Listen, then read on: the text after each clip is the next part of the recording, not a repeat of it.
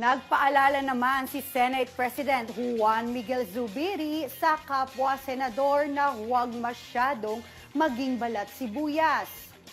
Kasunod ito ng hinanakit ni Senate Majority Leader Joel Villanueva kay Commission on Human Rights lawyer Chrissy Shafina Twila Rubin noong dumalo ito sa Pride March upang manawagan ito sa madla na pirmahan ang petisyong dinggin ang hinaing ng LGBTQIA+ community. Sabi ni Zubiri sa mga kapwa mambabatas, nasa larangan tayo ng serbisyong publiko kaya dapat maging matigas sila kapag tinalakay ang mga polisiya imbis na pangunahan ng emosyon.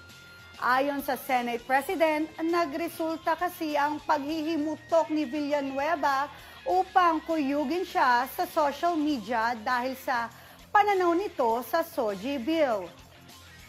Sagot naman ni CHR Chairperson Richard Palpal-Latok, hindi intensyon ng komisyon na ipahiya si Villanueva at maturingan ng komunidad na homophobe at bigot.